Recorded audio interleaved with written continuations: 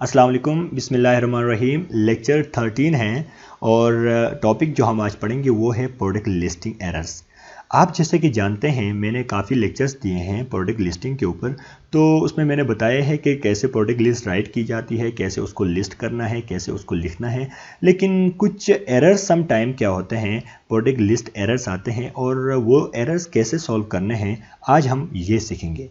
क्योंकि अक्सर जो न्यू वर्चुअल असिस्टेंट होते हैं वो परेशान हो जाते हैं। कोई क्लाइंट अगर उनसे कहे जी कि मेरे लिस्ट सप्रेस्ड हुई है या स्टैंडर्ड इन्वेंट्री हुई है, तो वो परेशान हो जाते हैं, पता नहीं ये कोई नया वर्ड हमने सुना है और ये कैसे हम इसको सॉल्व करेंगे। तो आज मैं आपको बताता हूँ कि कैसे अगर ऐसा कोई इशू आए तो आपने उनको किस तरीके से बआसानी सॉल्व करना है। ठीक है। अच्छा, पॉसिबल लिस्टिंग एरर्स में सबसे पहला जो एरर आपको अब पेश आ सकता है वो है सप्रेस लिस्टिंग। ये सम टाइम बहुत कम होता है लेकिन ये इशू पेश आता ज़रूर है। सप्रेस लिस्टिंग कब होती है? जब आप अमेज़ॉन के गाइडलाइंस को फॉलो नहीं करते हो लिस्टिंग क्रिएट करते वक्त, तो फिर अमेज़ॉन आपकी लिस्ट को सप्रेस कर देता है। अब अमेज़ॉन की गाइडलाइंस कौन सी है ज़रा वो देखते हैं, तो फिर आपको मैं आगे मज़ीद पढ़ाता हूँ।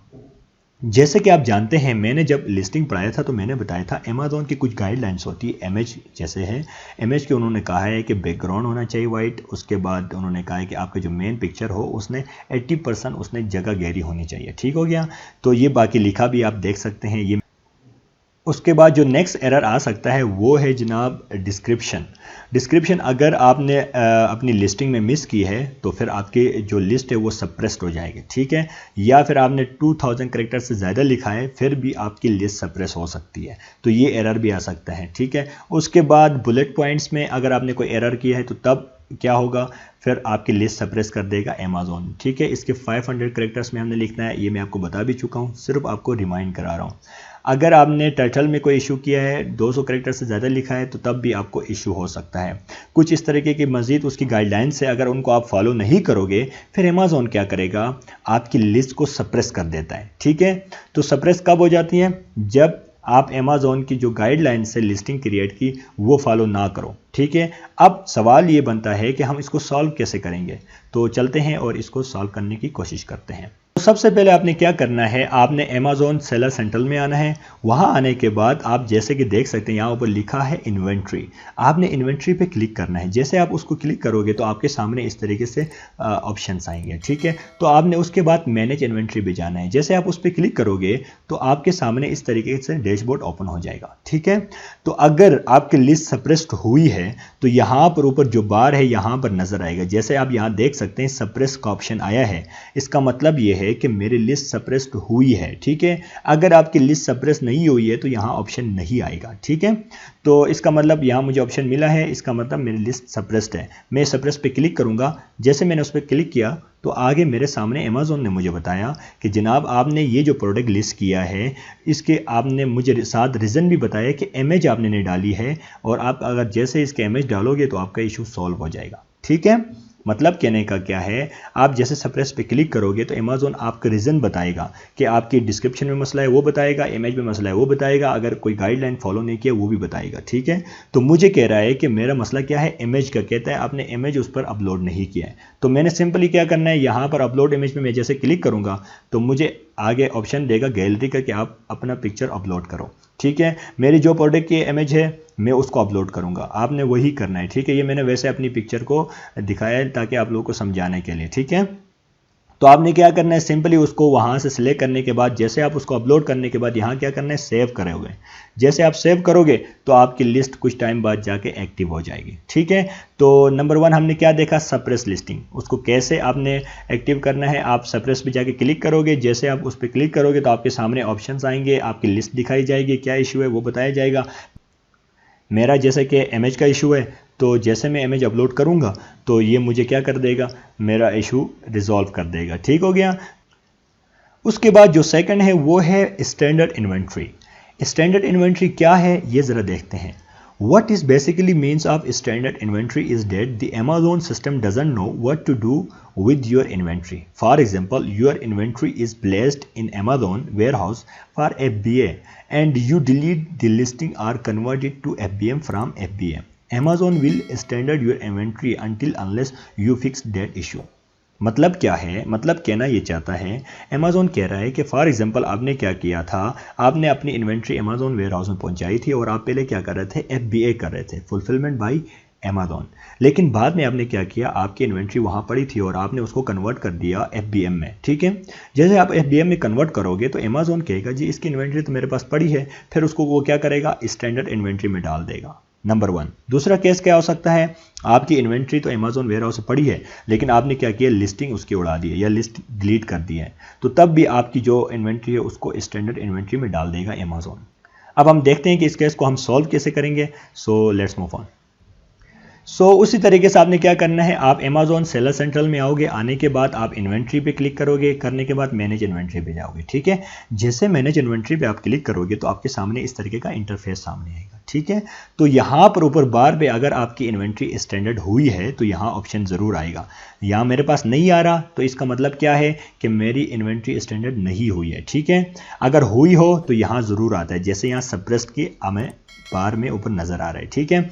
तो हमारी स्टैंडर्ड इन्वेंट्री नहीं है तो इसका मतलब मेरे पास ऊपर ऑप्शन नहीं आ रहा है। फॉर एग्जांपल हम एज्यूम कर लेते हैं कि मेरी इन्वेंट्री स्टैंडर्ड हुई है, तो यहाँ ऑप्शन आएगा और आपने सिंपली क्या करना है, उस पर क्लिक करना है। जैसे आप उस पर क्लिक करोगे तो आपके सामने यूँ ऑप्शंस आएंगे, वो कहेगा कि आपने अपने इशू रिजॉल्व करो, ठीक है। यहाँ पर लिखा होगा या तो रीलिस्ट का ऑप्शन आएगा या फिर आपको बताया जाएगा कि आपने उसको कैसे सॉल्व करना है। लेट्स से फॉर एग्जांपल इसकी FBA थी, इस बंदे की जो ये जिसने लिस्ट किया है, इसकी फुलफिलमेंट बाय अमेज़ॉन थी, इसने क्या किया है, फुलफिल्ड बाय मर्चेंट किया है, तो यानी इसने मतलब इसकी इन्वेंट्री वहाँ पड़ी थी।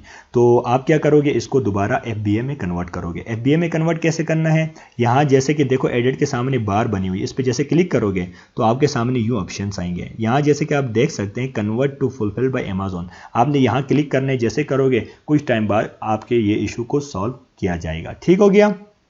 दूसरी बात, अगर आपने अपनी लिस्ट को डिलीट कर दिया है तो यहाँ पर आपके सामने ऑप्शन आएगा री लिस्ट का, ये जैसे एडिट लिखा है ना, री लिस्ट का ऑप्शन आएगा, आपने वहाँ पर क्लिक करके दोबारा उसको री लिस्ट करना है तो आपके इशू को रिजॉल्व कर दिया जाएगा, ठीक हो गया। तो ये 2 एरर्स आ सकते हैं स्टैंडर्ड इन्वेंट्री में। उसके बाद नेक्स्ट चलते हैं, नेक्स्ट है अनफुलफिलेबल इन्वेंट्री। अनफुलफिलेबल इन्वेंट्री क्या है, if your inventory are a few units got damage or get return in bad condition in which not able to sell, Amazon will make those units unfulfillable and will give you option of dispose of or get them back on your address by creating a removal order. अब इसकी ज़रा मतलब समझने की कोशिश करते हैं, अनफुलफिलेबल inventory क्या है, ठीक है। तो जैसे कि आपने यहाँ डिफिनेशन में देख लिया, इसमें ये कहना ये चाहता है कि फॉर एग्जांपल आपकी कोई प्रोडक्ट आप किसी बायर ने ख़रीदा और उसके बाद उसने जब वो उसको चेक किया उसमें किसी तरह का एरर आया या वो रिटर्न हो गया किसी भी इशू की वजह से, तो फिर अमेज़ॉन क्या कहता है, अमेज़ॉन फिर आपको ऑप्शंस देता है कि जी आप इस प्रोडक्ट को अपने पास मंगवाना चाहते हो या फिर मैं इसको डिस्पोज ऑफ करूँ। डिस्पोज ऑफ का मतलब ये होता है उसको फेंक देना, ठीक है।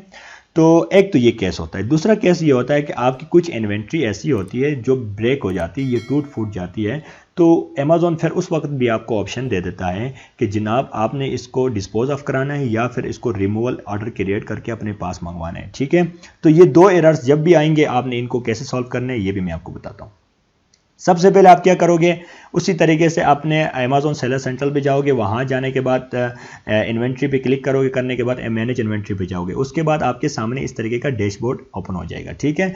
जैसे आप यहाँ आओगे तो ऊपर बार में आपके सामने ऑप्शन आएगा, जैसे यहाँ लिखा है रिमूव अनफुलफिलेबल इन्वेंट्री, ठीक है। जब भी आपको अगर ऐसा कोई केस हुआ तो यहाँ लिखा ऊपर आएगा रिमूव अनफुलफिलेबल इन्वेंट्री ऊपर। जैसे कि हमें यहाँ बता रहा है रिमूव अनफुलफिलेबल इन्वेंट्री, इसका मतलब क्या है कि मेरा कोई इस तरह का एरर आया हुआ है, ठीक है। तो मैं सिंपली क्या करूँगा, उस पर क्लिक करूँगा। जैसे मैं उस पर क्लिक करूँगा तो मेरे सामने इस तरीके से मजीद ओपन हो जाएगा, ठीक है।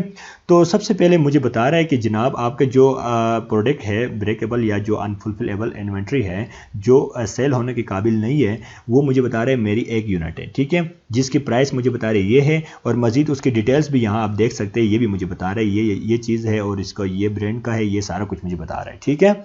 अब मैं सिंपली क्या करूँगा, सिंपली मैंने यहाँ पर लिखा हुआ है देखो क्रिएट रिमूवल ऑर्डर, सिंपली मैंने यहाँ क्लिक करना है। जैसे मैं क्लिक करूँगा तो मेरे सामने फर्दर ये प्रोसीड होगा।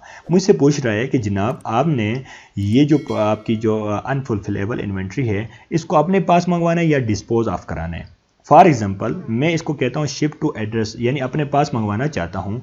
तो एक तो नंबर 1 जो एड्रेस आपकी ऑलरेडी दी हुई है, अगर आप उस पर मंगवाना चाहते हैं तो वो बाय डिफ़ॉल्ट सेट है, उस पर आ जाएगा। अगर आप कहते हैं नहीं मैंने इसको किसी और एड्रेस पे मंगवाना है तो चेंज पे क्लिक करोगे। जैसे उस पर क्लिक करोगे तो आपके सामने कहेगा जी अपडेट एड्रेस। आप वो एड्रेस दोगे, यहाँ पर 1 बाय 1 सारा एड्रेस फिल करोगे। जैसे आप उसको फिल करोगे, करने के बाद आपको वो आपकी इस एड्रेस पे भेज दी जाएगी। ठीक है। नेक्स्ट ऑप्शन क्या है, वो कहता है डिस्पोज ऑफ कराना है। डिस्पोज ऑफ आपने कराना है तो उसको क्या करोगे, सिंपली यहाँ पर क्लिक करोगे। जैसे आप उसको डिस्पोज ऑफ में क्लिक करोगे तो आपको डिटेल्स बताएगा, ये इस तरह का ये इशू है। उसके बाद मजीद आपको यूनिट्स बताएगा, ये सारा कुछ, ये प्रोडक्ट आपकी है ये भी बताएगा, ये सारा कुछ आपको उसी तरीके से बताएगा और उसको डिस्पोज ऑफ करेगा अमेज़ॉन। ठीक है। अब ये दो बात समझ लें। डिस्पोज ऑफ का मतलब होता है उसको अमेज़ॉन क्या करेगा, किसी कचरे के डब्बे में फेंक देगा या उसको फेंक देगा। अगर आप कहते हो शिप टू एड्रेस या अपने पास मंगवाना चाहते हो उस प्रोडक्ट को, तो वो आपको आपके एड्रेस में भेज देगा। ठीक है। ये दोनों काम करने के अमेज़ॉन चार्जेस लेता है। ठीक है। थोड़ी बहुत चार्जेस लेता है लेकिन लेता ज़रूर है। ठीक है। तो आपने डिस्पोज ऑफ कराना है तो उसके अमेज़ॉन कहेगा जी मैं लेट्स से वो कहेगा $0.12 में लूँगा इसका चार्जेस, तो उसको फेंक देगा वो। या अगर आप शिप टू एड्रेस करते हो तो उसकी अपनी एक तो अपनी फीसेस होती है $0.060 और शिपमेंट चार्जेस लेगा और आपको वो भेज देगा। ठीक हो गया। तो इन दोनों में वो अपनी थोड़ी बहुत जो चार्जेस होती हैं वो लेता है। अब यहाँ पर एक सवाल आपका ये बनता है कि जी हम क्यों मंगवा ले, हम अगर उसको अमेज़ॉन वेयर हाउस में छोड़ दे तो फिर क्या होगा। तो अमेज़ॉन वेयर हाउस में अगर आप छोड़ दोगे तो अमेज़ॉन को तो इससे कोई इशू नहीं है, इशू तो होगा सेलर को, उसको नुकसान होगा, क्योंकि अमेज़ॉन तो अपनी जितनी इन्वेंट्री आप रखोगे उसकी फीसेस लेता है। ठीक है। अगर आपकी टूटी फूटी या ब्रेकेबल इन्वेंट्री वहाँ पड़ी या रिटर्न इन्वेंट्री वहाँ पड़ी रही तो क्या होगा, आपके ऊपर चार्जेस बढ़ते जाएंगे। तो उससे बेहतर ये है कि आप या तो उसको अपने पास मंगवा लो या उसको डिस्पोज ऑफ करा लो, ताकि आपको एक्स्ट्रा चार्जेस नहीं देने पड़ेंगे वहाँ स्टोरेज के। ठीक। सो ये बहुत ज़रूरी है, आपने इसको हर वक्त एज अ वर्चुअल असिस्टेंट जब भी आप किसी के लिए काम कर रहे हो तो आपने डेली आकर इन्वेंट्री पे जाकर एक दफ़ा ज़रूर नज़र डालनी है, मैनेज इन्वेंट्री पे जाकर कि कहीं इस तरह का कोई इशू तो नहीं आया मेरे सेलर के साथ। ठीक है। सो मुझे उम्मीद है आप लोगों को ज़रूर समझ आई होगी। अगर नहीं आई तो इसको रिपीट करके सुने। अगर कोई क्वेश्चन हो इसके हवाले से तो ज़रूर राइट कीजिएगा। अल्लाह हाफिज़। पाकिस्तान जिंदाबाद।